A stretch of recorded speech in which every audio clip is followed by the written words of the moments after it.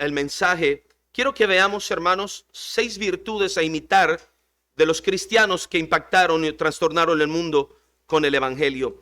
Mire, hermanos, estamos pensando cómo vamos a poder llevar el evangelio a tantas personas. Hoy tenemos más de 7,000 y tantos millones de habitantes en el mundo. ¿Cómo propagar el evangelio a todo este mundo? Bueno, hermanos, lo único que tenemos que hacer es mirar el libro de los Hechos.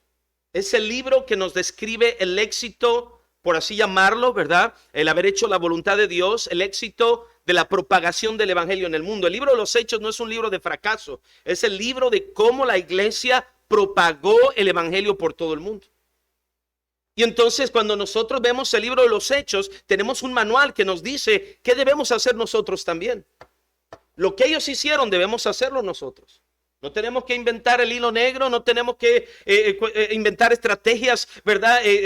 A veces mucha gente quiere traer ideas empresariales en las empresas del mundo e instituirlos en la iglesia. Hermanos, esto no es una empresa terrenal, este es el negocio de nuestro Padre, es la empresa del Señor, es su iglesia, la que Él compró con su sangre. Y no es que nos llenemos de estrategias mundanas para tratar de alcanzar al mundo. No se alcanza al mundo con estrategias del mundo, se alcanza al mundo con el evangelio de Cristo. Y debemos estar en entendido que aquellos primeros cristianos tenían cualidades, tenían virtudes que los llevaron a propagar el evangelio no solo en su ciudad, sino en el mundo entero. ¿Cuáles son aquellas virtudes que nosotros debemos imitar? La primera de ellas, y esto es a través del libro de los Hechos, veremos estas virtudes que ellos tuvieron. La primera de ellas y la más básica de todas y la más importante de todas la encontramos en el libro de los Hechos capítulo 1. Vamos para allá, hermanos, por favor, el libro de los Hechos. ¿Qué debemos imitar de aquellos primeros cristianos que trastornaron el mundo con el evangelio? Hechos capítulo 1 versículo 6 dice la palabra de Dios. Entonces los que se habían reunido les preguntaron diciendo: Señor, ¿restaurarás el reino a Israel en este tiempo? Y les dijo: no os toca a vosotros saber los tiempos o las sazones que el Padre puso en su sola potestad.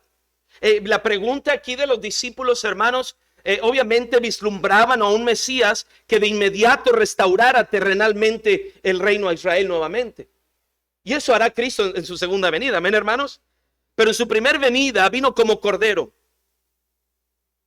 No para reinar en la tierra, pero para ser rey y señor en el corazón de todos aquellos que le recibiesen. Muere y resucita en la cruz. Y ahora, hermanos, el Cristo resucitado, le preguntan: ¿vas a restaurar el reino de Israel? Los discípulos están pensando en esa restauración, o como hoy en día mucha gente está más interesada en los acontecimientos futuros. Y el Señor dice: mira, en este asunto de los tiempos no les toca a vosotros saberlo. Inclusive hay materias en algunos institutos bíblicos que se dedican a tratar de averiguar los tiempos sobre el futuro. Hermanos, el Señor dijo: mira, su enfoque no debe estar ahí. Su enfoque debe estar en lo siguiente. Hechos capítulo 1 versículo 8. Pero recibiréis poder cuando haya venido sobre vosotros el Espíritu Santo. Y me seréis testigos en Jerusalén, en toda Judea, en Samaria y hasta lo último de la tierra. Hermanos, la cosa más básica, la más importante que debemos imitar de aquellos primeros cristianos que trastornaron el mundo con el evangelio, hermanos, es simple y sencillamente la llenura del Espíritu Santo, hermanos. No tenemos hoy congregaciones llenas del Espíritu Santo. Tenemos, hermanos, miramos la llenura del Espíritu Santo como algo ocasional en la vida de un cristiano, algo que se da como un fenómeno sobrenatural y de vez en cuando. No, hermanos, la vida llena del Espíritu Santo debería ser una vida cotidiana, diaria. Cada cristiano debería ser lleno del Espíritu Santo. Vemos que la llenura del Espíritu Santo es para el predicador, es para el pastor, es para el misionero, es para el diácono, pero no para mí. Hermanos, mientras ese sea nuestro pensamiento, no vamos a impactar el mundo con el evangelio. Se ocupan hermanos que cuando van a sus trabajos sean llenos del Espíritu Santo. Se ocupan padres y madres en el hogar que educan a sus hijos, pero son llenos del Espíritu Santo. Se ocupan iglesias que cada vez que se reúnen escuchen la palabra con tal corazón que sean llenas del Espíritu Santo. Queridos hermanos, necesitamos la llenura del Espíritu Santo. Tenemos miedo a veces de hablar o tocar este tema porque decimos, no queremos que crean que tenemos doctrina pentecostés. No, hermano, la llenura del Espíritu Santo es una doctrina bíblica y cada cristiano debería ser lleno del Espíritu Santo. Pero déjele digo un poquito nada más. Y a lo mejor usted pudiera entrar en estas estadísticas. 86% de los cristianos hicieron una estadística, hermanos. No fue tan grande o no concentró tantas personas para hacerla tan precisa, pero nos da una idea de algunas situaciones que se viven en las iglesias. 86% de los congregantes en varias iglesias en una encuesta dijeron que no leían su Biblia todos los días. 86% de los congregantes no leen la Biblia todos los días. ¿Usted es del 14% o usted es del 86%? No me diga. ¿Sabe por qué no hay iglesias llenas del Espíritu Santo? Porque no hay gente llenándose de la palabra de Dios. No están leyendo la Biblia todos los días. Hermanos, 72% de los cristianos congregantes en esta encuesta dijeron que no oran a Dios todos los días. 42% de los congregantes dijo que no se congregan fielmente. Es decir, llegan a faltar más del 50% de los servicios que se dan durante un mes. Esa era la pregunta. 42% no se congregan fielmente. 76% no han leído la Biblia completa de principio a fin una sola vez en toda su vida cristiana. Gente que dice tener 20, 30 años de cristiano nunca ha leído la Biblia de principio a fin. 78% de los congregantes admiten que pueden llegar a pasar 1 o hasta 2 semanas sin hablar a una sola persona el evangelio.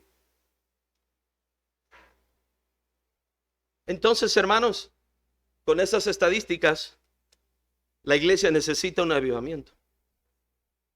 La iglesia necesita que vivamos las cosas básicas de la vida cristiana: la Biblia y la oración.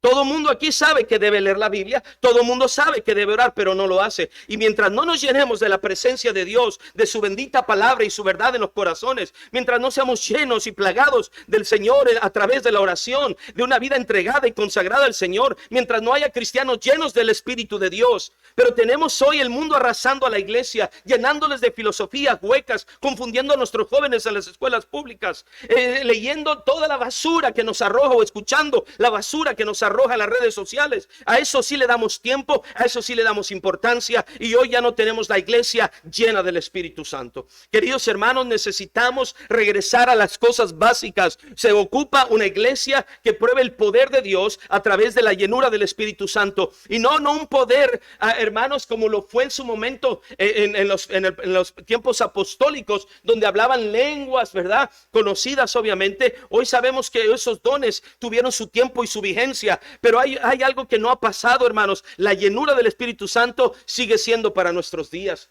Pero una llenura, ¿para qué? Para ser testigos fieles del Señor en Jerusalén, en toda Judea, en Samaria y hasta el último de la tierra. Solo una iglesia llena del Espíritu Santo logrará sacudir su ciudad y el mundo con el evangelio. Amén, hermanos. Pero ya no somos llenos del Espíritu de Dios. Estamos convirtiendo, hermanos, muchas veces en la iglesia en una religión más. Usted salió del catolicismo, salió del costumbrismo de pertenecer a un sistema religioso, pero no al venir a la fe, hermanos, usted tiene que sacudirse de eso y buscar la presencia de Dios y llenarse de su palabra todos los días y tener una relación personal con el Señor y una obediencia al Señor y una consagración a Dios que lo invista del poder del Espíritu de Dios. Amén, hermanos. Necesitamos eso. Nuestros jóvenes en las universidades están tímidos de levantar la voz y decir que son cristianos. Usted mismo en el trabajo, tímido sobre su fe en el Señor, no se para por el Señor, prefiere no comprometerse a nadie, decir que es cristiano. Hermanos, a esos pasos nunca vamos a impactar ni siquiera una colonia en esta ciudad, y nunca vamos a poder impactar de esa manera el mundo entero. Se ocupa nuevamente regresar a imitar la fe de aquellos cristianos que fueron llenos del Espíritu Santo. Yo le hago una pregunta: ¿es usted ahora lleno del Espíritu Santo? Ni siquiera lo sabe, dice.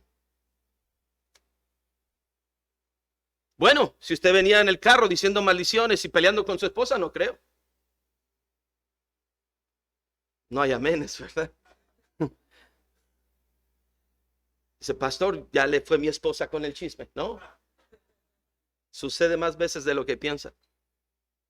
Y venimos aquí a tratar de ver a los hermanos y decir qué buena está la comida, qué bonito es todo. Pero ¿acaso usted está viviendo bajo la llenura del Espíritu de Dios? Queridos hermanos, necesitamos enfocarnos, necesitamos volver a la palabra, a la oración, a la entrega a Cristo, y que Él, hermanos, nos dé el poder de su Santo Espíritu. Cristo les dijo a los discípulos cuando Él había resucitado y antes de ascender en el monte de los olivos, les dijo lo siguiente: pero no se vayan de Jerusalén hasta que sean investidos de poder desde lo alto. En pocas palabras les dijo, no se atrevan a ir a llevar el evangelio al mundo si no tienen mi poder, si no tienen mi llenura. Primer cosa que imitar de aquellos primeros cristianos, ser llenos del Espíritu Santo. Vean conmigo Hechos capítulo 2. Hechos capítulo 2, versículo número 1 en adelante. Dice, cuando llegó el día de Pentecostés, estaban todos unánimes juntos, y de repente vino del cielo un estruendo como un viento recio que soplaba, el cual llenó toda la casa donde estaban sentados,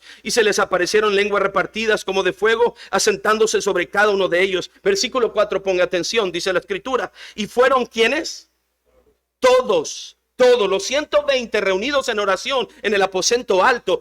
Todos, y fueron todos llenos del Espíritu Santo. No es la llenura para el pastor, para el predicador y algunos hermanos. Toda esta iglesia fue llena del Espíritu de Dios. Número 1, la llenura del Espíritu Santo. ¿Sabe por qué no avanzamos? ¿Por qué hay tanta frustración en que no se puede hacer la obra de Dios? Hermanos, estamos haciendo muchos esfuerzos en la carne, viviendo la vida cristiana en la carne. No estamos siendo llenos del Espíritu de Dios. Segunda cosa a imitar rápidamente en el libro de los Hechos, hermanos, por favor. Hechos capítulo número 8. La segunda cosa a imitar, la primera es la llenura del Espíritu Santo, y hermanos, con eso predicaron e impactaron su ciudad. Pero mire lo que pasó en Hechos capítulo 8. Segunda virtud a imitar de los primeros cristianos. Hechos capítulo 8. ¿Lo tienen ahí, hermanos? Hechos capítulo 8. Ellos, hermanos, hasta Hechos capítulo 7, con la muerte de Esteban, han predicado el evangelio en Jerusalén. Han estado predicando y llenando Jerusalén con el evangelio. Ya lo vimos en el testimonio de Hechos 5:27. Ahora, hermanos, pero había unas palabras que parecía que no estaban claras en su corazón. Y ahorita voy a hablar de ello. El Señor les, habiendo resucitado, ¿se acuerda que les dijo antes de ascender? Por tanto, id y haced discípulos, ¿a dónde?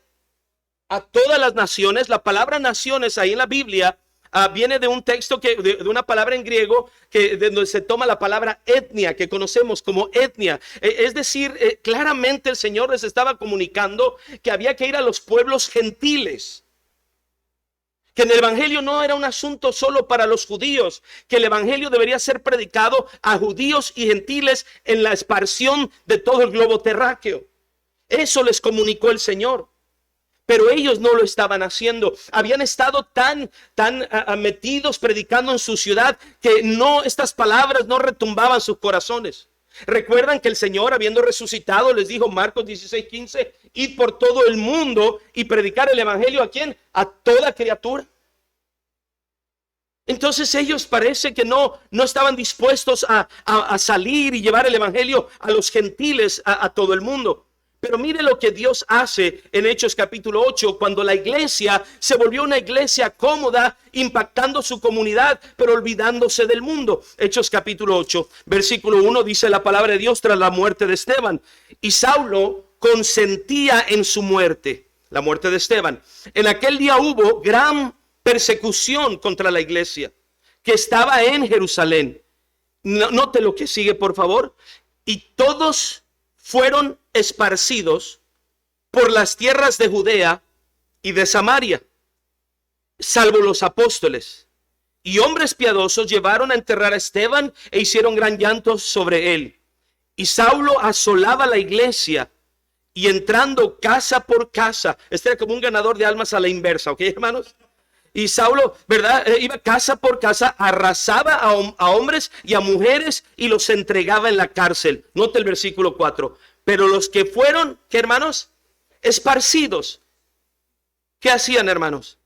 Iban por todas partes anunciando el evangelio. ¿Qué ocurrió? Ellos están tan cómodos que no están dispuestos a movilizarse para salir a otras partes a predicar el evangelio. Hermanos, la Biblia nos dice en tercera de Juan, describiendo a los misioneros que salieron por el mundo, los describe de la siguiente manera. Dice, y ellos salieron, es decir, se movilizaron, dejaron su lugar de origen. Ellos salieron por amor del nombre de Él. ¿Qué movía a aquellos misioneros? Un amor por su Salvador. El amor a su Salvador, el amor al Señor era tan grande. A veces decimos que debemos amar las almas y debemos amarlas, pero más que el amor a un alma perdida, es el amor a Cristo, hermanos. Es el amor al Señor, porque si amamos al Señor, su amor estará tan presente en nosotros que no tendremos dificultad de amar un alma perdida, de tenerle compasión. Queridos hermanos, el amor al Señor movilizaba a estos misioneros. Salían, dejaban papá, mamá, cultura, país, tradiciones y se volvían a otras naciones por amor del nombre de Él. Hermanos, ¿sabe qué tenían estos cristianos? Eran movidos, hermanos, por amor al Señor. Esos primeros cristianos tenían un amor tan grande al Señor que se movían para llevar el evangelio a todo el mundo. Pero ¿qué le pasó a la iglesia en Jerusalén? ¿Sabe que ellos no salieron por amor del nombre de Dios? ¿Por qué salieron? Salieron por amor a ellos mismos. Porque en la persecución, ¿verdad? Que comienza Esteban, ellos no salieron con un fuego en el corazón, ellos salieron con un fuego en la espalda. Dios tuvo que prender un fuego en sus espaldas para movilizar esta iglesia. Y Dios puede hacerlo otra vez. Él puede movilizarlas, prender fuego, ¿verdad? En la espalda de cualquiera que Él quiera usar, pero que se niegue a seguirlo. Hermanos, no espere usted un fuego en la espalda. ¿Ha probado el fuego en la espalda por no moverse, por no hacer la voluntad de Dios? ¿Ha usted sentido cuando Dios lo mueve, verdad? A través de una situación difícil en su vida, Dios hablándole, haz mi voluntad, haz mi voluntad, haz mi voluntad. Y usted no resistiendo al Señor. Y Dios tiene que tomar una decisión de sacudir su vida con una situación difícil para que usted diga, sí, Señor, ahora sí voy a hacer tu voluntad. Hermanos, debemos mejor hacer las cosas con un fuego en el corazón. Amén, hermanos. No un fuego en la espalda, pero déjeme decirle, a veces nos gusta, ¿verdad? O pareciera que nos gustara. Yo sé que no es agradable que el Señor nos movilizara de esa manera. El Señor inicia una persecución para recordarle a su iglesia que la manera de impactar el mundo es yendo, hermanos. Hay que movilizarse, hay que salir. Yo le voy a decir algo, el impacto de esta iglesia sobre esta ciudad se mide en el número de congregantes que esta semana salieron a predicar. ¿Es usted parte del impacto de esta ciudad o es una persona pasiva que no está formando parte del impacto para que esta ciudad conozca el evangelio? Ahora, no solo saliendo en un programa de iglesia, en mi trabajo, en las calles, continuamente los que son llenos del Señor hablan del Señor. Los que son llenos de Cristo no pueden callar y dejar de hablar lo que han visto y oído. Se llenan de Cristo, están en la presencia de Cristo, hablan de Cristo. ¿Sabe cuál es la razón de su sequedad y su falta de denuedo para hablarle a otro la palabra? Es el vacío que usted ha generado en su vida de Cristo en su propio corazón. No lo ama, no lo aprecia, no camina con Él, está seco y vacío. Hermanos, necesitamos volver a imitar la fe de aquellos cristianos. Déjeme decirle algo. Aunque ellos no se movilizaban, cuando se movieron, según versículo 4, ellos iban predicando el evangelio. Es decir, seguían siendo llenos del Señor y aunque hubo una persecución, seguían hablando del Señor. Hermanos, ¿qué debemos imitar de estos primeros cristianos? Se movilizaron, ¿verdad? Para llevar el evangelio, o con un fuego en el corazón o con un fuego en la espalda. ¿Usted cómo va a participar de las misiones? ¿Con un fuego en el corazón o con un fuego en la espalda? ¿Usted cuándo va a decidir ir a ganar almas? ¿Con un fuego en el corazón o con un fuego en la espalda? Usted que Dios lo llama a ser misionero y que ha negado aún a sus hijos a un llamado misionero, ¿cuándo piensa hacer la voluntad de Dios? ¿Con un fuego en el corazón o con un fuego en la espalda? Es mucho mejor servir a Dios con un fuego en el corazón. Pero a veces desafiamos a Dios como si Dios no pudiera movilizarnos. Queridos hermanos, escúcheme bien, debemos nosotros movilizarnos, hermanos, con un fuego en el corazón. Conocí un hermano en una ciudad aquí en México que fui a predicar una conferencia de misiones. Hablamos de finanzas en la iglesia. Se habló de misiones. Y este hombre tenía un negocio de refacciones de, bueno, no voy a decir, si este mensaje se está transmitiendo o no. ¿Sí? ¿Se transmite? Ok, entonces, olvídelo. No voy a decir qué vendía, ¿verdad? Pero se llamaba, su nombre empezaba con Ju y acababa con An, ¿verdad? No sé qué era, no sé. Hermanos, esta persona le dijo que una vez me llamó y me dijo, pastor, usted ya vino segunda vez a nuestra iglesia. La primera vez que tocaron el tema de las misiones y de dar a misiones y de diezmar y todo eso que enseñaron. Dice, yo no estuve de acuerdo. No me gustó el tema de que yo tenía que dar y que tendría que participar con ofrendas a la obra misionera. Dice, yo no lo encontré para mí. Él dijo esa ocasión. Pero este hombre empezó a prosperar en su negocio de una manera extraordinaria. Abrió sucursales y sucursales, hermano. Y este hombre, hermanos, miren nada más, prosperó tanto que los malos pusieron sus ojos en él y le cayeron a pedirle dinero. Él dice que cuando él reaccionó de lo que hacía, dice, lo que no le quise dar a Dios, se lo estoy dando a los malos. De alguna manera estoy dando algo que yo tenía para mí, ahora se lo estoy dando a los malos en vez de habérselo dado a Dios. Mire, hermanos, cuando usted no da sus diezmos y sus ofrendas, Dios manda a Lola, a los ladrones, ¿verdad? Para que se lo quiten todo. Hermanos, él dijo, ¿y sabe qué es lo que le hizo caer en sí? Fuego en la espalda. Él se acomodó al darle dinero a los malos, parecía que nada pasaba. Dijo, bueno, estoy hasta protegido. Regreso a la siguiente conferencia como 4 o 5 años después. Este hombre tenía una camioneta muy grande, muy bonita del año. Él vivía a 3 casas de la iglesia. Teníamos la conferencia, él no asistió ya a la conferencia. Él dijo que él estaba escuchando los himnos cuando decidió ir de compras a una ciudad, porque él vivía como en un poblado, a una ciudad más grande, una capital de un estado. Dijo, voy a ir con mi esposa, vamos a ir de compras antes de que nos cierren, ¿verdad? Y se subió a la camioneta, su esposa se echó de reversa cuando escuchó un grito diciéndole que no retrocediera más la camioneta. Él había echado la camioneta de reversa y se la había pasado sobre la cabeza de su propio hijo de 5 años de edad. Sacaron al niño, lo llevaron de urgencias. El hombre empezó a clamar a Dios en el hospital, diciendo, Señor, ten misericordia de mi hijo. Y recordó todo aquello que Dios le había hablado y que él se había negado.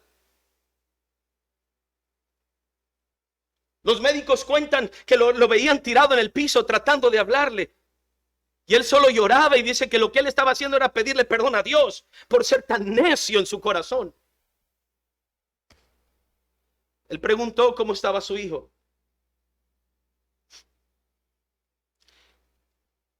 Esa noche anterior a la conferencia, ese día había llovido muchísimo.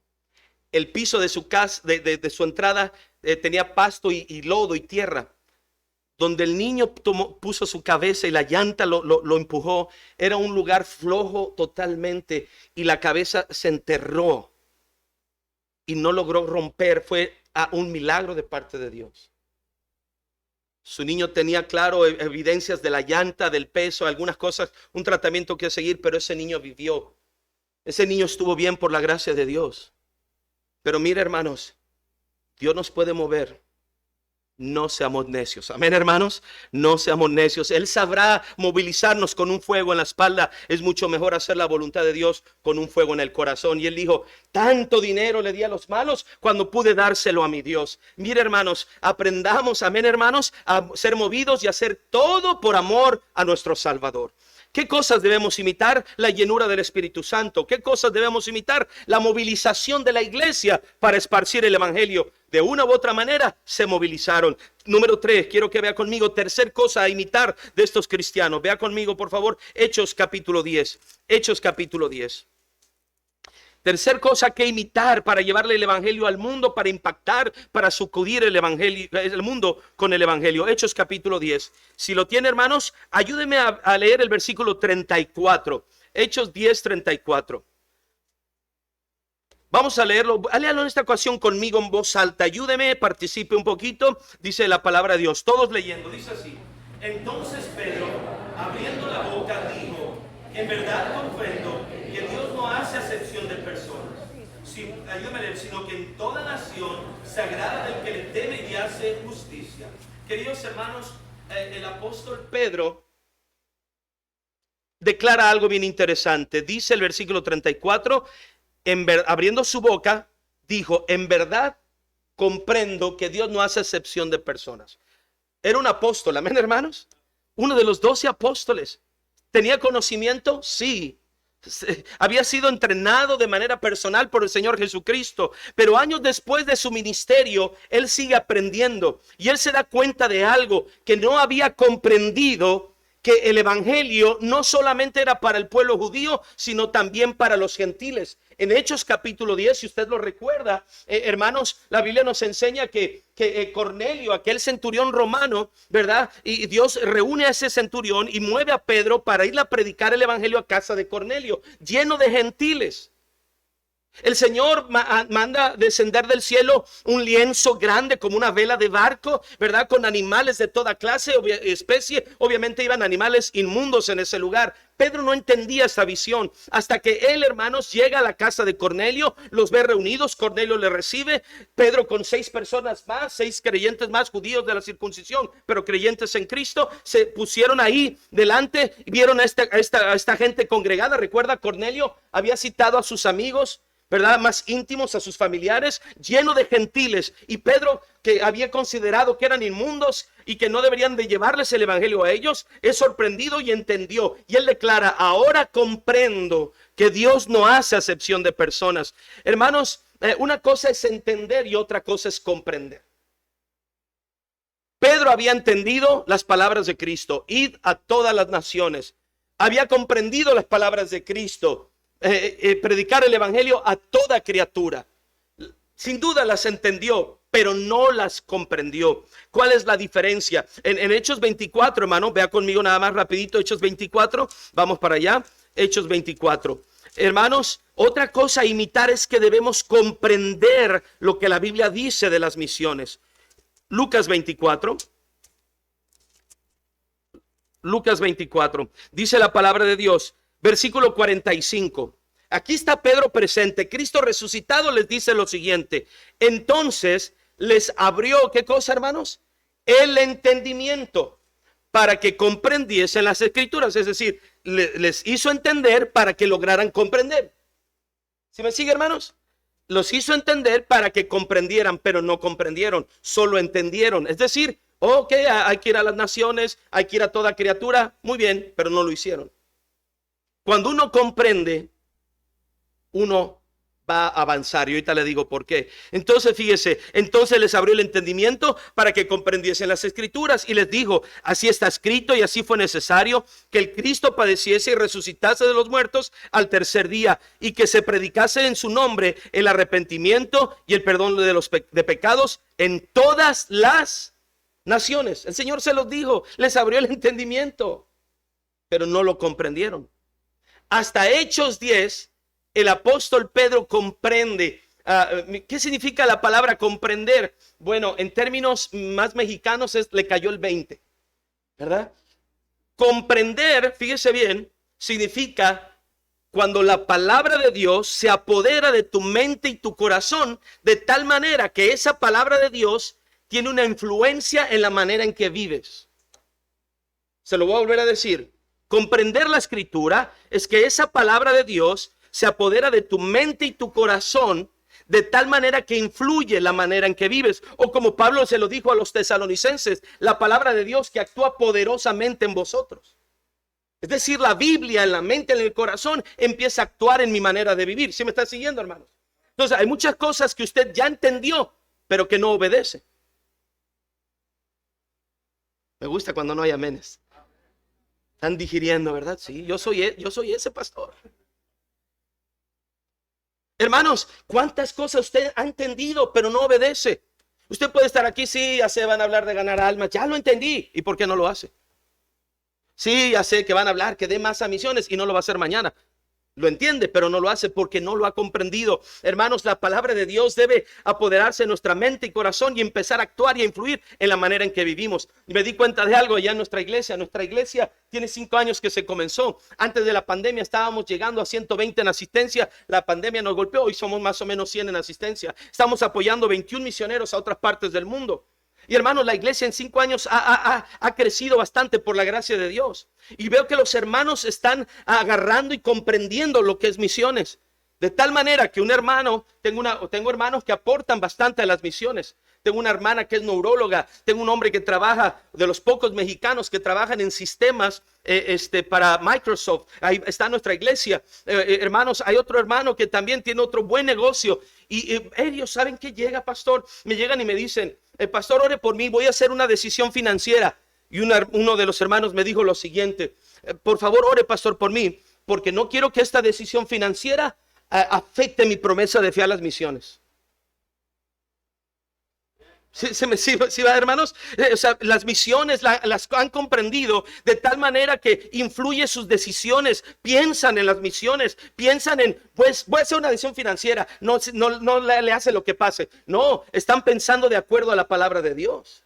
Están considerando las escrituras para tomar una decisión en su vida. ¿Cuántas veces usted toma decisiones y nunca consideró una verdad bíblica para su decisión?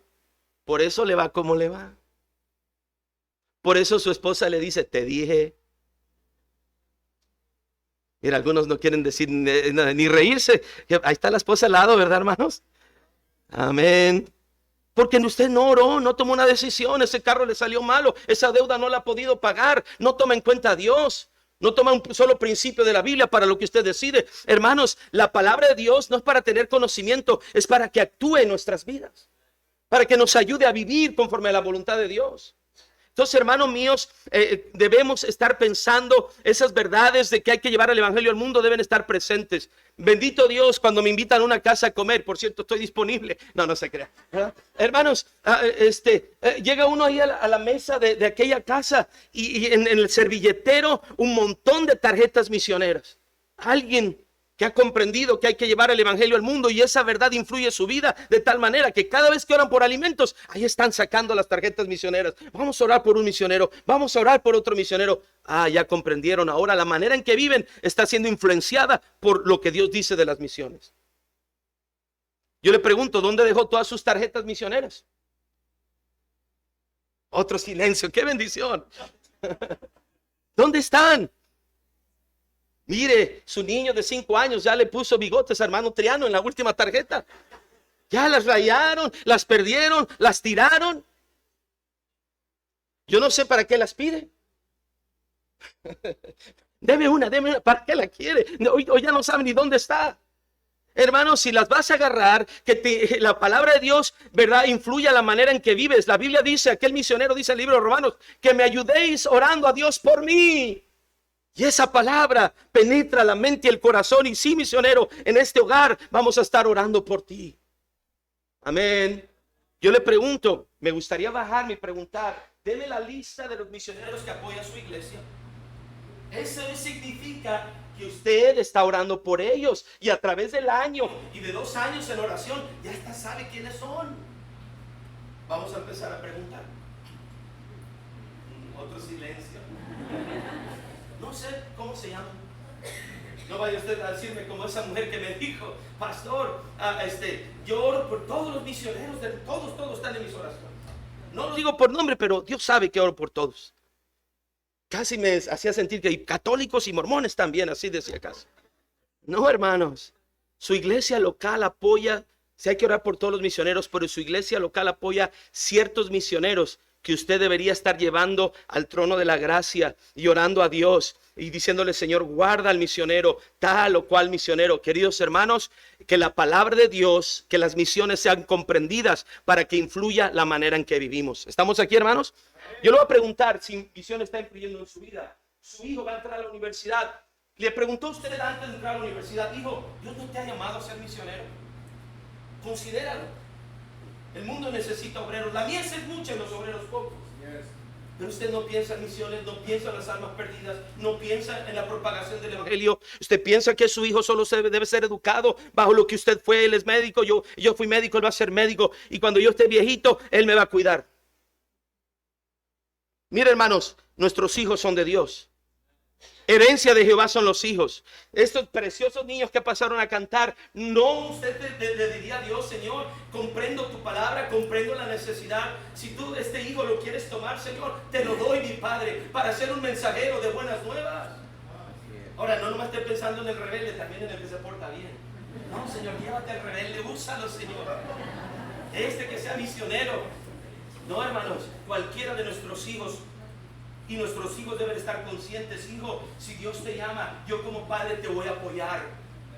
Yo como papá estoy dispuesto a respaldar lo que Dios hace en tu vida. Y si Dios te llama, no me voy a enojar. Mire, una vez estaba en un campamento y vino una señorita que su papá era un hermano que tenía un ministerio en la iglesia de muchos años. La niña creció en la fe y en la iglesia. Y cuando fue a jovencita, hubo una predicación y Dios la llamó a rendir su vida a tiempo completo, y ella pasó al altar, y luego mi esposa la fue a buscar para hablarle y decir qué había pasado en su vida. Y cuando estaban ahí hablando y me habló mi esposa, me dijo: mira, la hermana te va a decir algo. Y la jovencita, con lágrimas en los ojos, dijo: hermano Alfredo, tengo mucho miedo de decirle a mi papá es tal hermano en la iglesia. Claro, yo lo conocía, usted sabe que tiene tal puesto en la iglesia, pero él me ha dicho que ni se me ocurra que voy a servir a Dios. Que no regrese nunca de un campamento diciendo que voy a ser misionera o que voy a dejar la carrera por irme al instituto. Y no quiero enfrentar eso. Qué triste que dentro de casa padres no han comprendido la palabra de Dios. No han comprendido la necesidad de obreros. Si tus hijos son un éxito en el mundo, pero son un fracaso para con Dios, hermano, ¿de qué sirve, verdad, esa bendita vida que pudiera darle tanto a Dios? No todos serán misioneros, pero en casa deberíamos estar dispuestos a entender y comprender: tal vez Dios quiera que uno de mis hijos le sirva como misionero. Tal vez habrá que poner uno de mis hijos y despedirlo un día en un avión para que vaya a otro lado del mundo, y tal vez no lo vuelva a ver, pero bendito Dios, he comprendido la escritura y estoy en acuerdo y en armonía que el evangelio debe ser predicado a todas las naciones. Amén, hermanos. Entonces, fíjese bien, tenemos que imitar la llenura del Espíritu Santo, la movilización de la iglesia para llevar el evangelio. Debemos comprender las escrituras respecto a misiones para que influya nuestra manera de vivir. Siguiente, hermanos, rapidito. Vea lo que dice la palabra del Señor. Vea conmigo. Dice: pastor, ¿a qué horas va a acabar? No se preocupe, hermanos, no se preocupe. Ya me lo voy a terminar, ¿ok? Vea conmigo, hermanos, rapidito, Hechos capítulo 13. Voy a mencionar algunos para estacionarme en uno final, para no abarcar tanto tiempo. Dice la palabra de Dios en Hechos capítulo 13, hermanos. Hechos capítulo 13.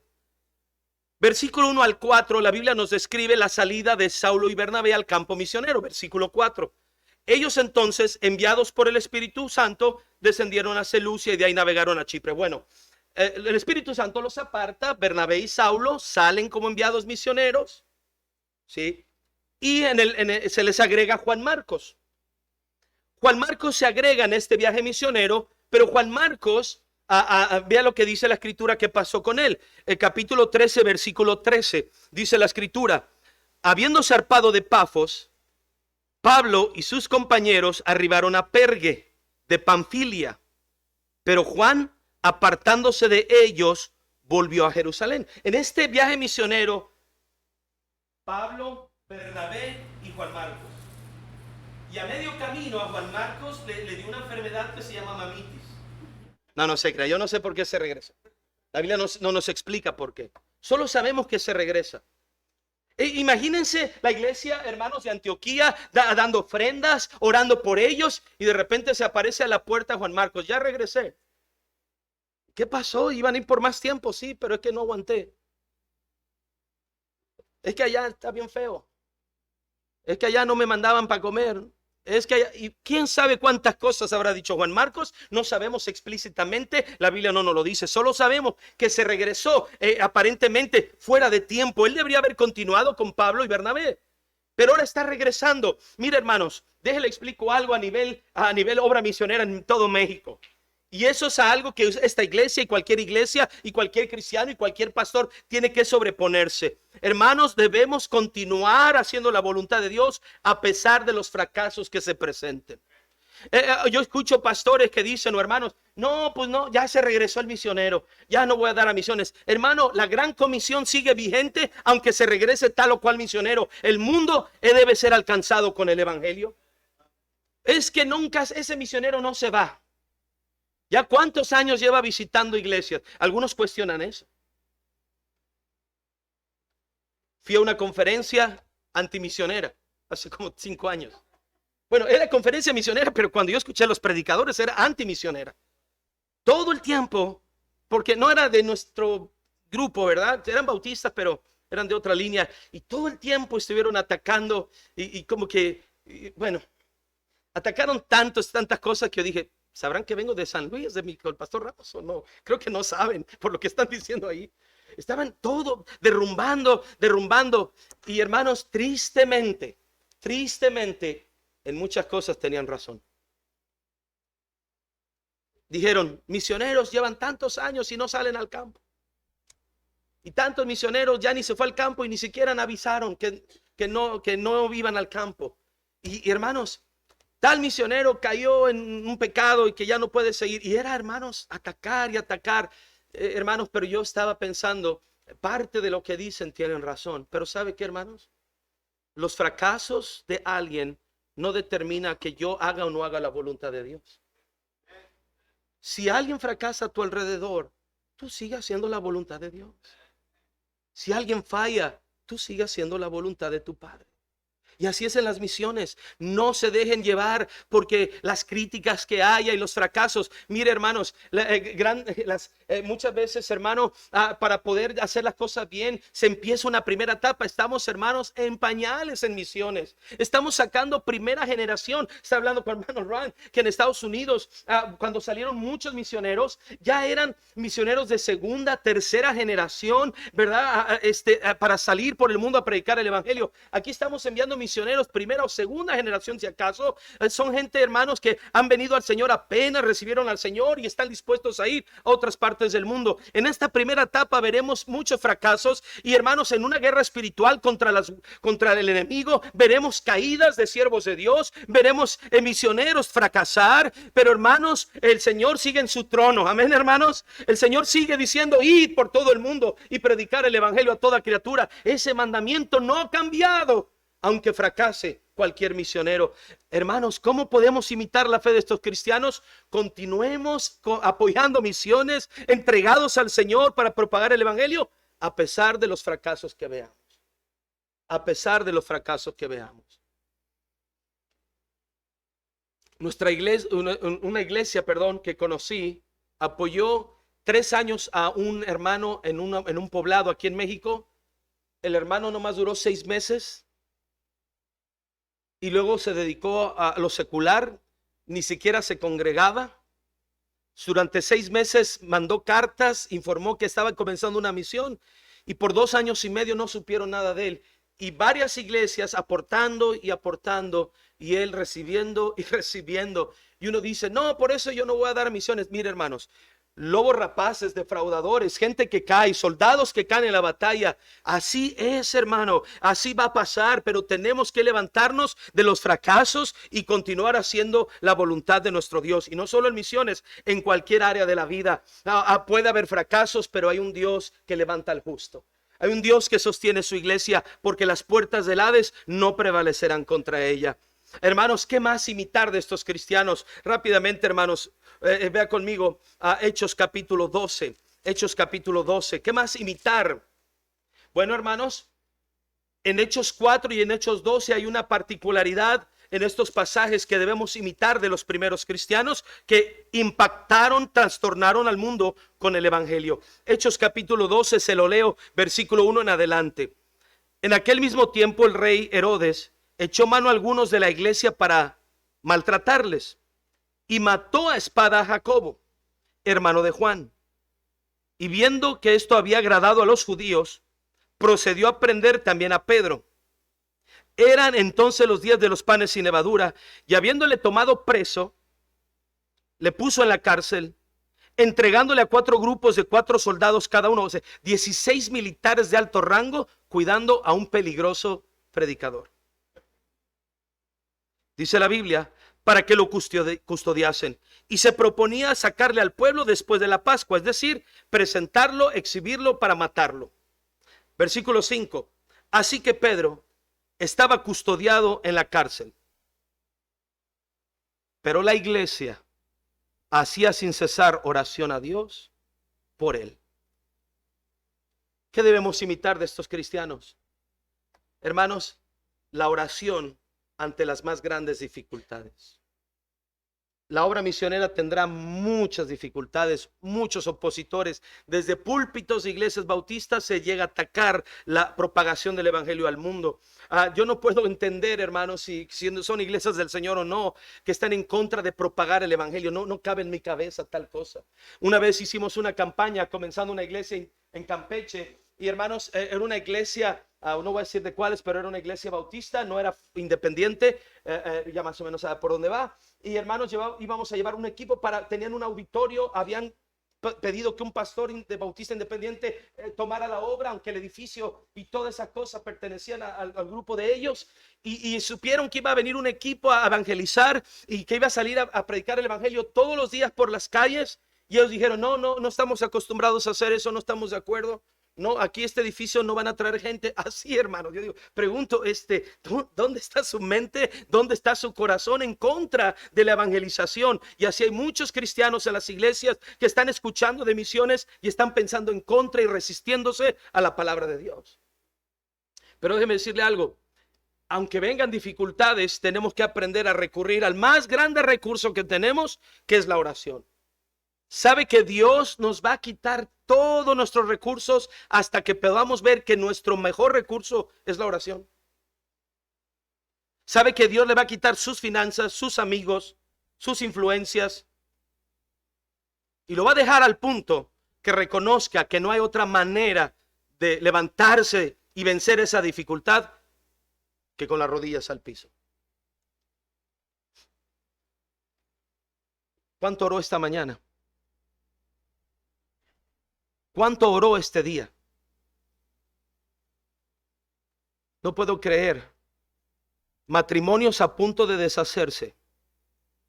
Y ese hombre y esa mujer no se ponen de rodillas.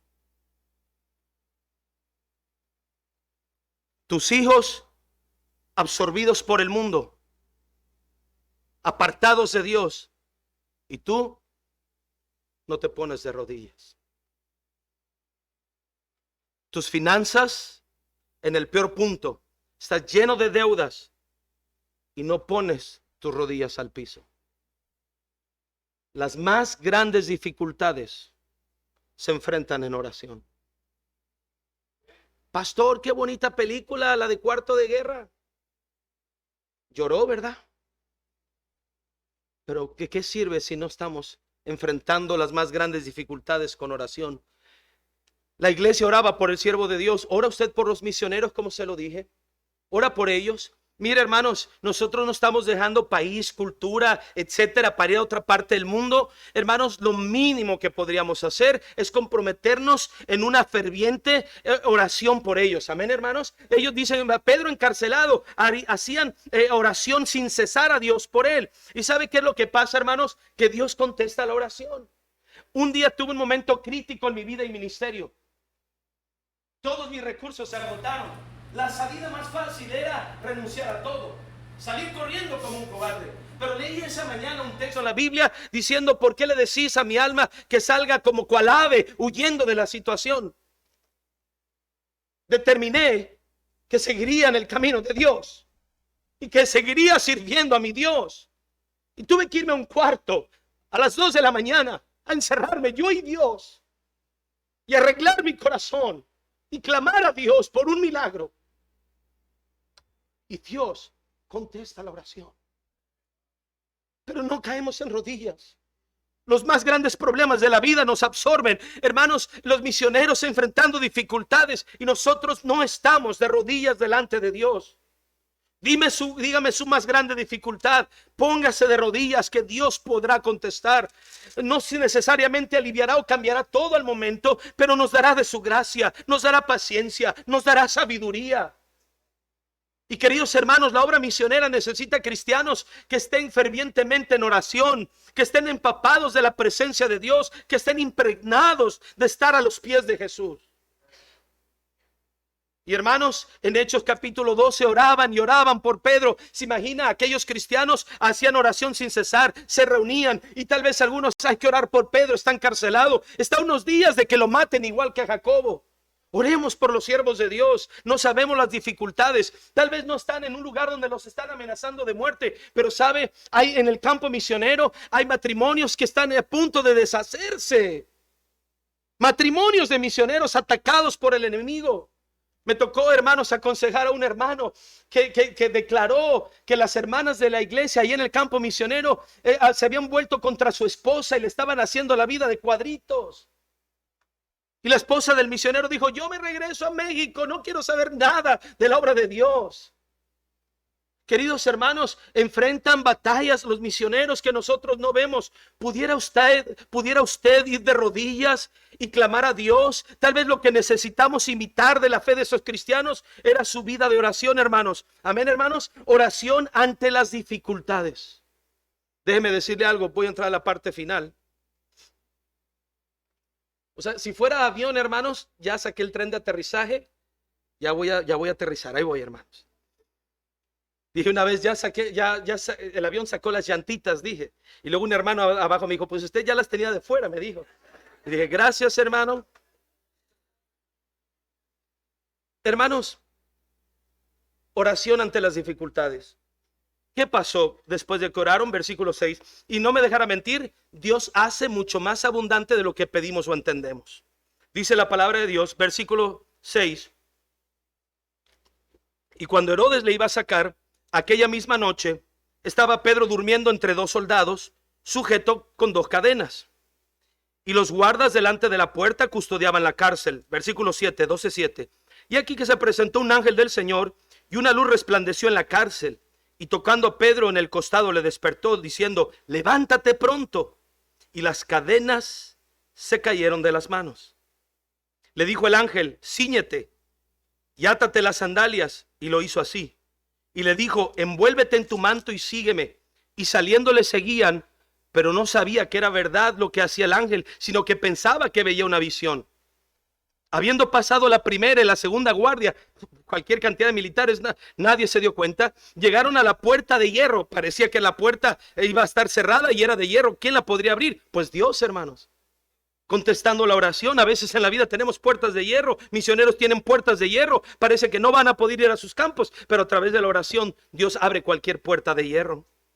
Dice: llegaron a la puerta de hierro que daba a la ciudad, la cual se les abrió, ¿qué, hermanos? Por sí misma. Un hermano dijo en broma que era eléctrica, pero no es cierto, hermanos. Se abrió por sí misma porque Dios la abrió. Amén, hermanos. Y luego mire, y salidos pasaron una calle y luego el ángel se apartó de él. Entonces Pedro, volviendo en sí, dijo: ahora entiendo. Ese Pedro lo entendía después de rato, ¿verdad, hermanos? Ahora entiendo verdaderamente que el Señor ha enviado a su ángel y me ha librado de la mano de Herodes y de todo lo que el pueblo de los judíos esperaba. Y habiendo considerado esto, llegó a casa de María, la madre de Juan, el que tenía por sobrenombre Marcos. Ahí andaba ya, donde muchos estaban reunidos. ¿Qué, hermanos? Pedro, ¿dónde estaba? Encarcelado, a punto de morir, y ellos en casa orando y orando por Pedro. Note lo que sigue. Cuando llamó Pedro a la puerta del patio, salió a escuchar una muchacha que se llama Rode, la cual, cuando reconoció la voz de Pedro, se imagina Pedro: Pedro, ábranme. Cuando escuchó la voz de Pedro, de gozo no abrió la puerta. Se imagina Pedro que tratando que le abrieran, sino que corriendo adentro dio la nueva de que Pedro estaba a la puerta. Y todos orando: Señor, libera a Pedro, rescata a Pedro. Y llega Rode: hey, Pedro está afuera. ¿Qué le dijeron? Y ellos le dijeron: estás loca. A ver, ¿cómo está eso? Señor, libera a Pedro, sácalo, tú tienes el poder para hacerlo. Hey, Pedro ya está a la puerta, ya Dios lo liberó. No, hombre, ¿cómo va a liberar Dios a Pedro? Él ha de seguir en la cárcel. Y hermanos, Dios había contestado su oración, ni ellos lo creían. Y luego mire lo que sigue, interesante. Dice ahí el versículo número 15, y le dijeron, estás loca, pero ella aseguraba que así era. Y ellos le decían, es su ángel. Pues salieron hasta medio católico, ¿no? No, es su angelito, ya lo han de haber matado, ya se nos apareció acá. Mas Pedro persistía en llamar, y cuando abrieron le vieron y quedaron atónitos. Así nos deja Dios cuando Él contesta la oración. Maravillados de lo que Dios puede hacer, pero no lo hemos probado porque no estamos de rodillas. Seguirás escuchando que aquel hermano oró, que aquel misionero oró, que aquella iglesia oró, y Dios los dejó atónitos contestando su oración. Y tu situación no cambia, tu situación no cambia, no apoya las misiones, no te involucras, porque no sabes caer de rodillas ante las dificultades. Termino con esto. Hechos, no vea, Hechos 7, matan a Esteban. Hechos 12, matan al primer apóstol, Jacobo. ¿Dónde terminaron Esteban y Jacobo? Fieles al Señor. Los cristianos de aquella generación estaban dispuestos a dar su vida por Cristo. ¿Qué necesitamos? No solo ocupamos, hermanos, la llenura del Espíritu, la movilización de la iglesia, la comprensión de la Escritura en cuanto a misiones, la continuidad ante los fracasos, la oración ante las dificultades, pero necesitamos la fidelidad hasta su venida. Glorioso día el que Cristo venga. Amén, hermanos. La iglesia dice, sí, ven Señor Jesús. Cristo viene otra vez. Estos días que he estado con su pastor, hermano Ran, y él dice los últimos días, y en estos últimos días, y es cierto, hermano. Ahora, cada generación de cristianos debe estar esperando a su Señor. Así han pasado algunos y no han visto su segunda venida cumplirse terrenalmente hablando. Pero escúcheme, hermanos, debemos estar esperando al Señor y ser fieles hasta que Él venga. Hermanos, estos cristianos se enfrentaron a autoridades, persecuciones, ¿verdad? Los difamaron, se enfrentaron a huestes espirituales de maldad, hermanos, y vencieron y siguieron adelante, tropezaron, se levantaron, pero propagaron el evangelio por el mundo entero, encarcelados, ¿verdad? Perseguidos, pero fueron fieles a su Señor, algunos de ellos hasta la muerte. Hermanos, ¿qué otra cosa debemos imitar? Y con esto termino. Debemos ser fieles hasta la venida del Señor. Cuando Cristo venga, que hayamos recibido el evangelio y lo hayamos propagado, que hayamos entendido lo que es misiones y hayamos participado en oración, en ofrendas, para que cuando Él venga o me lleve a su presencia, pueda yo también escuchar en esa área de mi vida y en toda mi vida como cristiano las buenas palabras que son la mejor recompensa para cualquier cristiano. El reconocimiento del Señor mismo diciendo, bien hecho, buen siervo y fiel. ¿Qué esperamos recibir del Señor? Hermanos, yo veo a mi hijo cuando él hace algo correcto y yo le puedo decir, hijo, bien hecho, hijo. Y la sonrisa que ilumina su rostro sabiendo la aprobación de su padre. Y hace algo bueno y hijo, bien hecho, campeón. Bien hecho, hijo. Y el niño, ¿verdad? Empieza a sonreír. Hermanos, ¿cómo será nuestro rostro? Solo de ver a Jesús, hermanos, pero de recibir unas palabras maravillosas de nuestro Padre diciéndonos, hijo, bien hecho. Te di el evangelio, hiciste lo que tenías que hacer con él. Hiciste mi voluntad, bien hecho, buen siervo y fiel. Cuenta una historia de un padre que de recompensa llevó a sus hijos a nadar.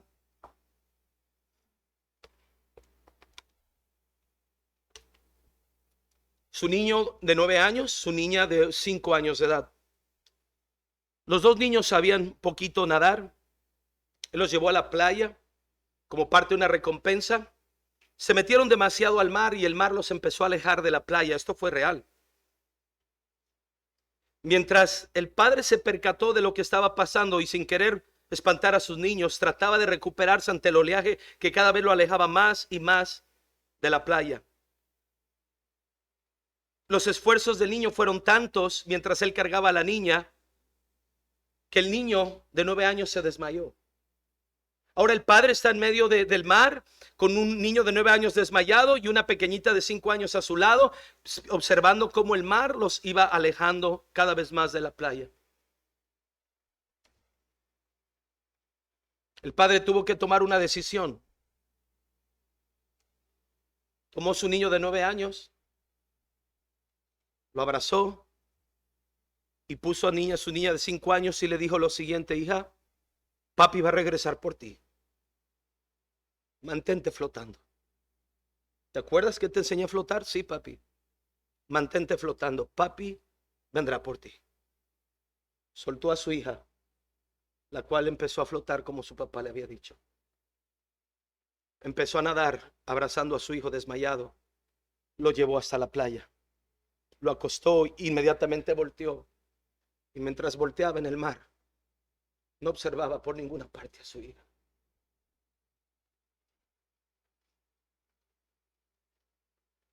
La gente se percató, vinieron guardias salvavidas, se internaron con una lancha y a lo lejos miraron un cuerpecito flotando. El hombre dijo: ahí está mi hija. Y fueron y el cuerpo flotaba. Cuando el padre se arrojó al mar, la niña con sus ojos abiertos, cansadita, seguía flotando y vio a su papá y lo abrazó. Él le dijo: bien hecho, hija, bien hecho. La hija dijo: papi, solo hice lo que me dijiste. Tú me dijiste que ibas a venir y yo te esperé flotando, porque sabía que tú vendrías. Cristo viene otra vez. Solo manténgase flotando, haciendo la voluntad de Dios, orando por misioneros, dando a las misiones, clamando a Dios por su vida y su familia, por su iglesia, siendo llenos del Espíritu Santo. Solo manténgase flotando, haga la voluntad de Dios con los ojos puestos en el cielo, porque de ahí vendrá nuestro amado Salvador. Imitemos la fe de aquellos cristianos fieles hasta que la venida de su Señor. Vamos a orar. Padre, gracias, Señor, por tu palabra. Bendice, Señor, la invitación. Padre mío, cómo nos falta ser llenos del Espíritu Santo. Qué tan lejos estamos de vivir llenos de Él. Cuánto nos falta movilizarnos como iglesia. A veces necesitamos un fuego en la espalda. Perdónanos, Padre. Señor, cuánto nos falta comprender misiones y que esas verdades influyan la manera en que vivimos. Mi Dios, cuando haya fracasos, ayúdanos a levantarnos. Cuando vengan dificultades, ayúdanos a ponernos de rodillas y ser fieles hasta tu venida. El mundo necesita misioneros, recursos para que los misioneros vayan, iglesias de rodillas, venciendo en el Señor, para que otra vez este mundo pueda ser trastornado y sacudido con el Evangelio. Padre, por favor, ayúdanos. Bendice la invitación. Nadie viendo, todos con ojos cerrados. Lo peor que podemos